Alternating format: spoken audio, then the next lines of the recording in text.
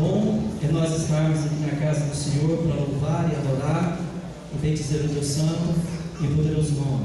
Amém. Aleluia. Nós estamos aqui nessa campanha, Projeto de Vida.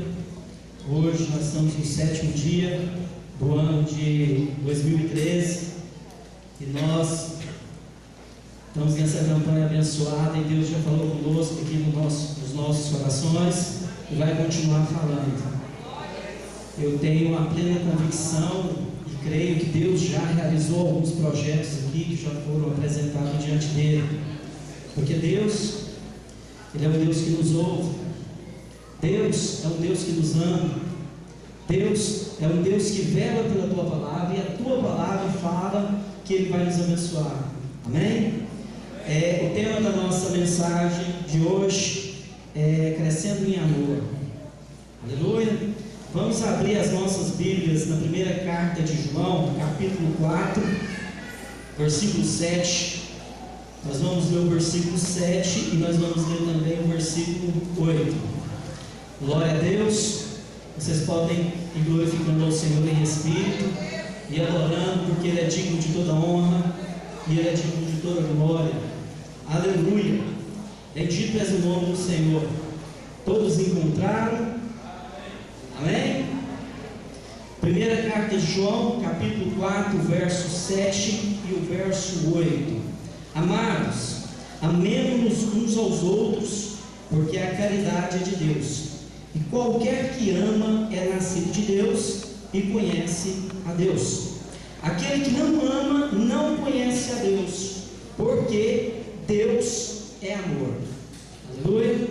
Em algumas versões fala caridade. Caridade na Bíblia e amor tem o mesmo significado. Então, o versículo 8 fala o seguinte: aquele que não ama não conhece a Deus, porque Deus é amor. Aleluia! Glória a Deus! Quando eu leio essa palavra aqui, esse versículo, quando nós vamos ler, nós entendemos que Deus não simplesmente só ama. Deus é amor. E eu vou passar agora para nós, no nosso crescimento, que nós vamos crescer em amor, o amor de Deus para conosco, para a humanidade, para a salvação dos filhos dele, que Ele ama. Olha, quando nós vemos aqui que Deus é amor, não é simplesmente que Deus ama, porém que é amor mesmo. O amor não é meramente um dos seus atributos, mas sim a sua própria natureza. Aleluia. Deus é eterno, Deus não tem princípio e Deus não tem fim. Então, se Ele é amor, o amor dele também não tem princípio e o amor dele também não tem fim.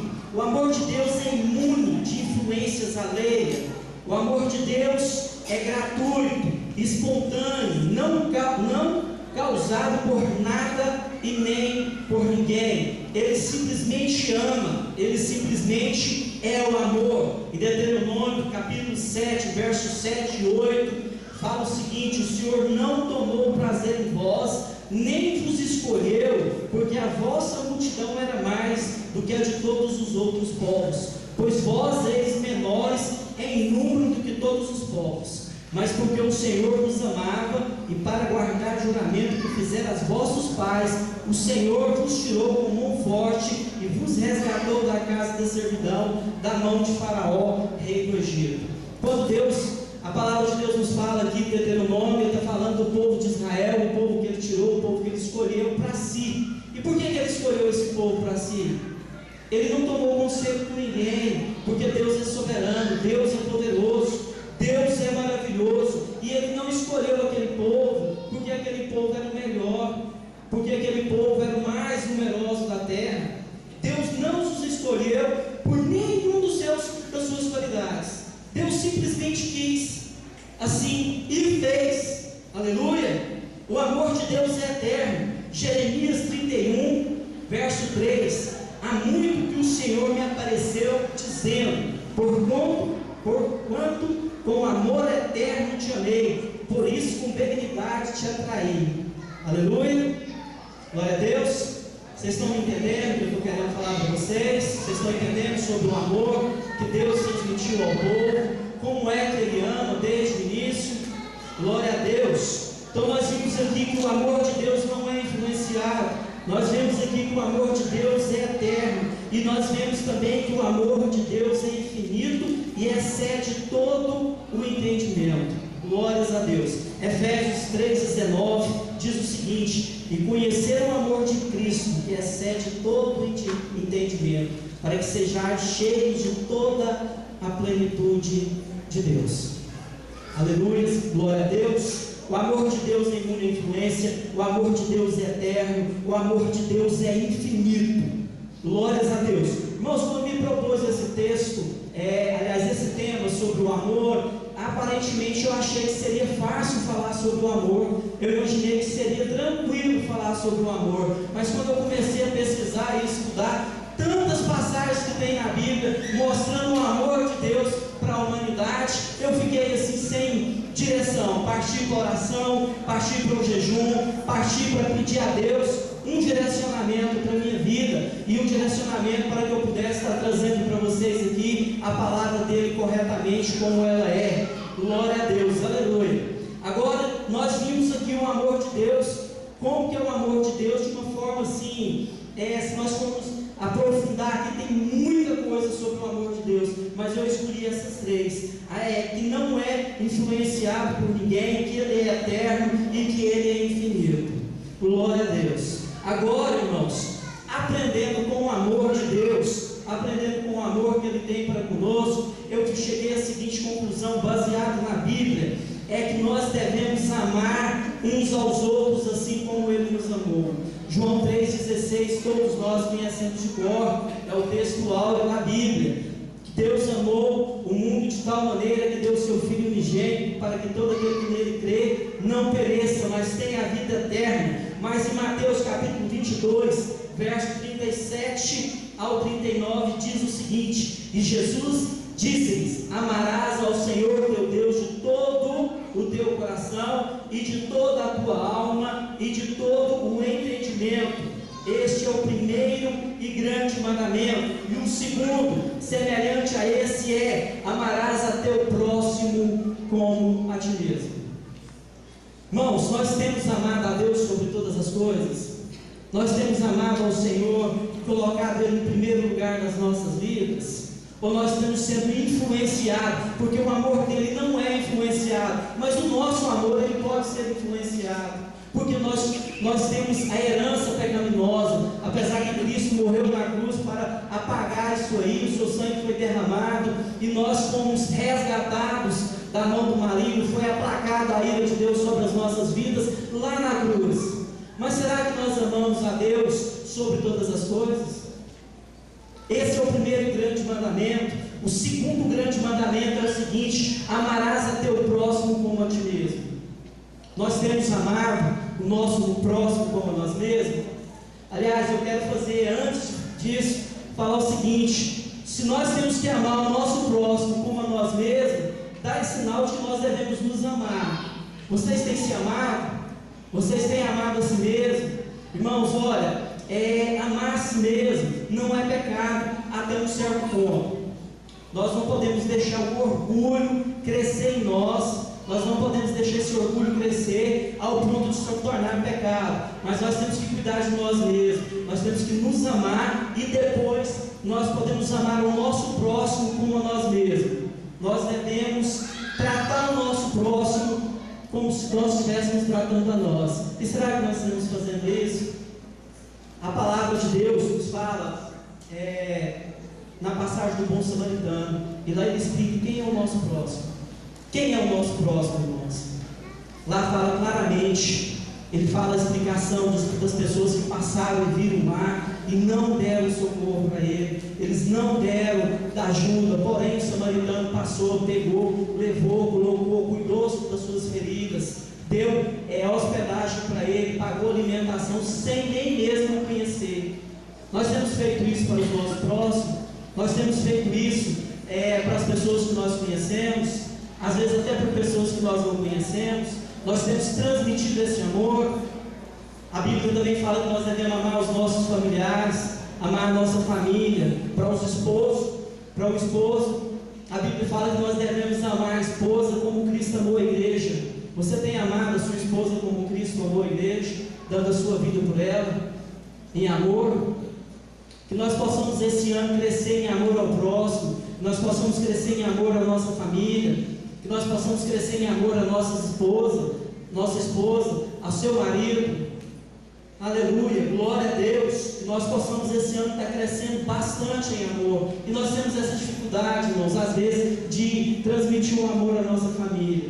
Quando eu tinha 14 anos de idade, tinha um senhor por nome de Senhor Elias. Esse senhor era analfabeto e ele já faleceu.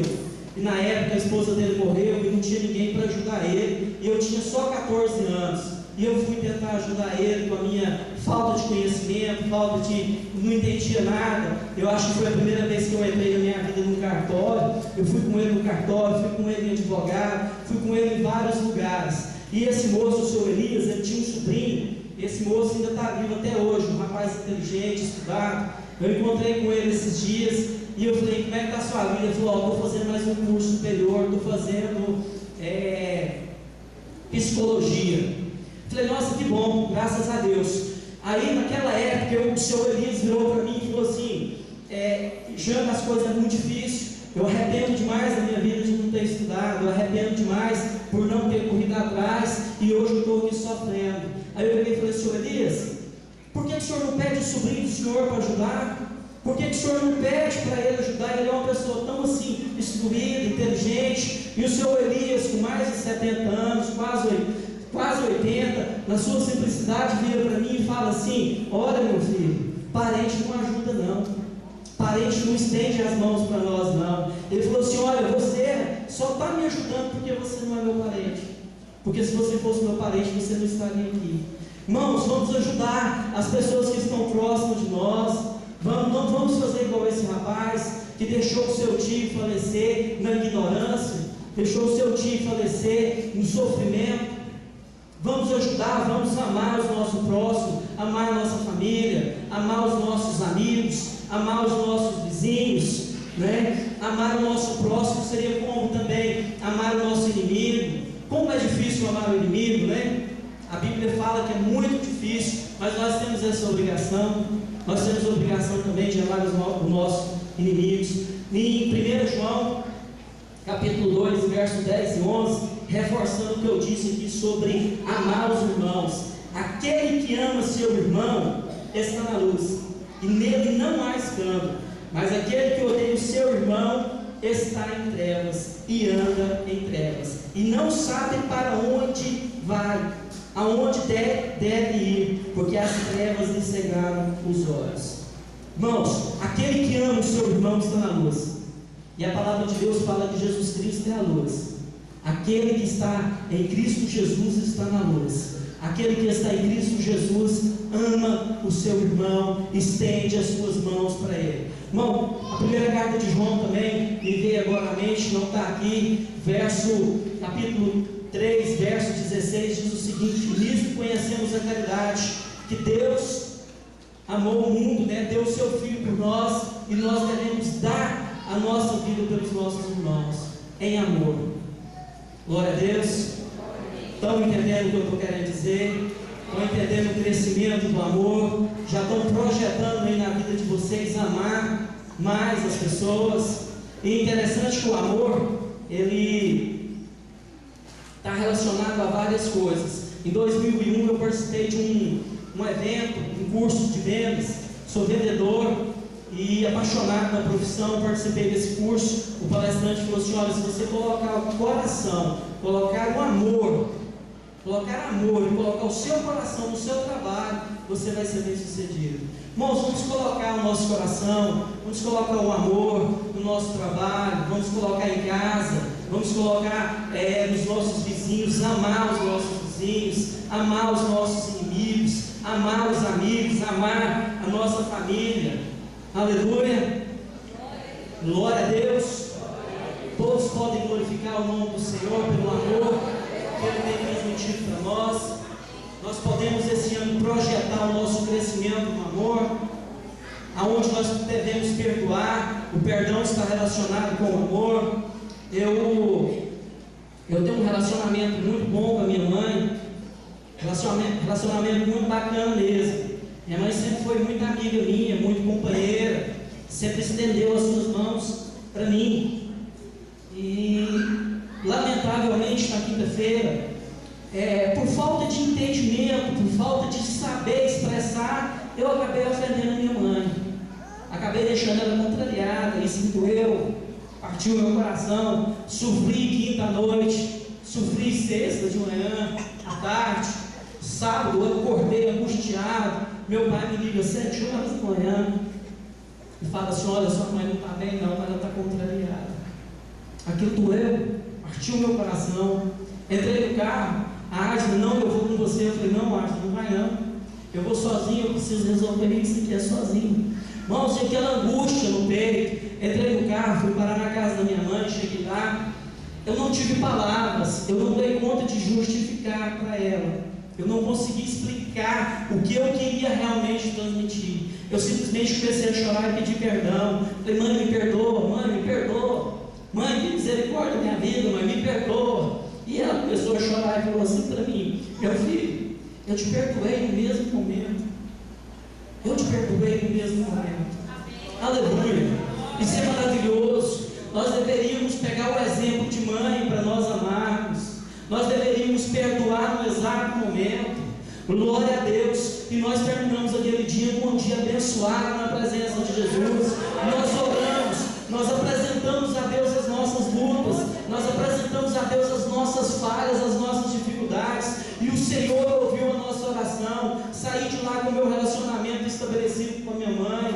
No domingo passei um dia abençoado junto com ela. Hoje cedo ela já me ligou na parte da tarde. Então eu glorifico a Deus por isso. E nós deveríamos amar assim como as mães. Eu acho que depois, abaixo de Deus, abaixo do amor de Deus, um amor que a gente poderia copiar, seria um amor de mãe. E o profeta Isaías fala: mesmo que a sua mãe te esqueça, eu jamais te esquecerei. Deus falando que mesmo que uma mãe esqueça, Ele não esquece. O que Ele fez com isso? Para mim, a minha interpretação é que Ele mostrou que o amor de mãe também é grande, e nós devemos amar as nossas mães, os nossos irmãos, pai, nossos parentes. Glória a Deus. Irmãos, e a Bíblia fala de algumas coisas sobre o amor que nós não devemos amar. Nós não devemos amar o mundo e não devemos amar o dinheiro.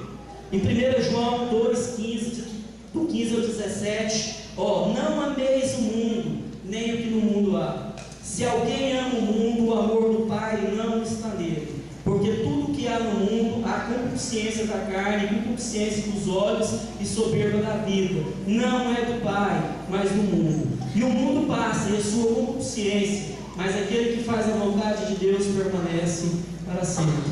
Aleluia! Então nós devemos amar os nossos inimigos, devemos amar os nossos irmãos, devemos amar a todos, devemos amar as pessoas no trabalho, mas nós não devemos amar o mundo, nós não devemos amar o dinheiro. Em 1 Timóteo 6,10 diz o seguinte: porque o amor ao dinheiro é a raiz de toda espécie de males, e nessa cobiça alguns se desviaram da fé e se transpassaram a si mesmos com muitas dores. Então nós não devemos amar o dinheiro. Irmãos, com isso eu não estou querendo dizer que nós não podemos ter dinheiro, viu? Eu sou apaixonado no capitalismo, porque o capitalismo, eu entendo que ele foi criado por Deus. Lá quando Deus cria o homem, ele faz o jardim do Éden, ele fala para o homem: olha, dominai, sujeitai, dominai sobre os peixes, sobre o mar, sobre a terra, sobre o espaço. Deus dá essa determinação. Eu não sou contra o capitalismo não é pecado. O problema é que o capitalismo selvagem é que é o problema. Quando nós passamos a amar o dinheiro acima de todas as coisas. E a Bíblia fala que nós devemos amar a Deus sobre todas as coisas. Aleluia! Todos entenderam o que eu quis dizer aqui sobre a questão de amar o dinheiro? Não estou falando que é pecado, que é errado nós termos. É errado nós colocarmos o coração acima de Deus. Aquela passagem do jovem rico, eu estava lendo ela esses dias e cheguei a uma conclusão interessante. Na hora que ele falou que guardava todos os mandamentos, e Jesus pegou e falou para ele: então te falta uma coisa, vai, vende tudo que tem e dá aos pobres. Aquele rapaz amou o dinheiro, ele perdeu a sua vida, gente, por amor ao dinheiro. E se nós continuarmos lendo o capítulo, aí Jesus começa a explicar por que é difícil entrar no reino do céu, e ele vai falando e falando. Só que lá no versículo final, no 29, ele fala assim: olha, aquele que deixar pai, mãe, deixar emprego, deixar todas as coisas por amor a mim, receberá 100 vezes mais aqui na terra e a vida eterna. Eu cheguei à conclusão que aquele rapaz poderia ter saído de lá 100 vezes mais rico, se ele tivesse obedecido à voz do Senhor. Obedeça à voz do Senhor, irmão, e seja 100 vezes mais rico, e ainda vai herdar a vida eterna. Glória a Deus, aleluia. Eu vou encerrar a minha mensagem em 1 Coríntios capítulo 13, verso 13. Todos nós conhecemos essa passagem. Lá o apóstolo Paulo, ele fala: olha, ainda que eu falasse a língua dos anjos, mas se eu não tivesse amor, eu nada seria. Ainda que eu desse a minha vida por queimar no fogo, sem o amor eu nada seria. Ainda que eu fizesse todas as coisas, tivesse todos os conhecimentos, sem o amor eu nada seria. Glória a Deus. Irmãos, essa passagem, ela foi escrita pelo apóstolo Paulo, tá? Renato Russo gravou uma música, mas não foi ele, tá? Foi o apóstolo Paulo. Um dia eu vi um pastor comentando aí que um rapaz aí citou esse texto e falou: Renato Russo escreveu. Não foi não, tá? Apóstolo Paulo que escreveu, e ele fala: não adianta nada na vida se nós não tivermos amor. E o versículo 13 do capítulo 13 diz o seguinte: agora pois permaneçam a fé, a esperança e o amor.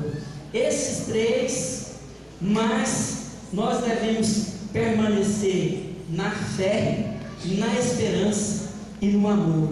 Mas esses três, o maior deles é o amor. Glória a Deus, aleluia. Que Deus possa clarear a nossa mente, que possa fazer nós entendermos claramente qual que é o amor dele para conosco, como é que nós devemos amar uns aos outros, e que nós possamos esse ano projetar as nossas vidas mais no amor, em todas as áreas, em todos os aspectos das nossas vidas. Glória a Deus. Que Deus possa abençoar a todos vocês, possa abençoar o pastor que me deu essa oportunidade. Eu quero, já que nós estamos falando aqui sobre o amor, eu quero agradecer a minha esposa, que muito me ajudou para preparar essa mensagem. A minha esposa eu amo muito, ela está ali, tá? O nome dela é Ashna Sara. Para quem não me conhece, meu nome é Jander. Minha esposa é a Ashna, eu tenho um filho chamado Geiel e uma filha chamada Geiele. Sou presbítero e congrego nessa igreja aqui há 3 anos. Eu percebi ontem que na hora que colocou aqui presbítero Jander, alguns irmãos ficou assim: quem é esse presbítero Jander? Quem é esse camarada? Então, irmãos, eu vou encerrar aqui falando um pouco só sobre a minha vida, para vocês entenderem, para vocês me conhecerem. Sou cristão desde 1990, sirvo ao Senhor há 22 anos, sou filho de pastor, sou filho de missionária e tenho 2 irmãos que é pastor. Meus 2 irmãos mais velhos, todos 2 é pastor, e eu sou presbítero. Só que há 3 anos atrás me deu uma crise me fugiu aqui, ministerial. Eu entrei no seminário, quando nós fomos estudar a parte de vocação e dons ministerial, eu entrei bateu uma confusão na minha cabeça, e criou-se um sentimento no meu coração que eu queria ser pastor, porque o meu pai era, porque os meus 2 irmãos eram. Eu falei: não, eu estou sendo influenciado, eu não estou querendo ser pastor e não estou na obra por chamada, eu estou por influência. Aí eu peguei e senti vontade de sair da igreja, que é onde eu congregava. Está aqui o Marcos Paulo, eu compartilhei com ele no momento, no dia, expliquei a minha situação. O Marcos Paulo falou assim: olha, a igreja que você tem que congregar é a igreja de Rua 8, Vila Góes. Aleluia. Só que na época eu tinha um irmão também que congregava aqui. Eu falei: olha, se eu for para lá, eu estou fugindo de algo e vou chegar lá e vou encontrar o mesmo obstáculo, a mesma dificuldade. oportunidade. Porém, eu procurei meu irmão, que ele falou assim: ó, se você quiser congregar lá, eu te prometo que eu não vou te pressionar, eu te prometo que eu não vou te forçar nada, você vai participar dos cultos normalmente. E assim eu vim, trouxe minha carta, fui muito bem recebido aqui pelo pastor Adilson, pela pastora Eve, pela igreja, porém eu queria somente congregar. E um dia sentadinho ali no cantinho ali, sem ninguém me conhecer, a pastora Divina chegou em mim e falou assim: irmão, você prega? Você prega? Eu assustei, até gaguejei na hora, falei: irmão, se for preciso eu prego. Aí eu fui embora e aquilo tocou no meu coração de que realmente eu tenho a chamada. Eu não estou aqui porque para querer fazer bonito, não. Eu estou aqui porque eu tenho convicção que foi Deus que me trouxe para cá. Tanto é que hoje eu estou aqui. Glória a Deus. Vocês me entenderam, todos agora me conhecem a minha esposa, meus filhos. E eu quero continuar com vocês aqui até o dia que Deus determinar. Amém? Pastor, muito obrigado pela oportunidade. Deus abençoe.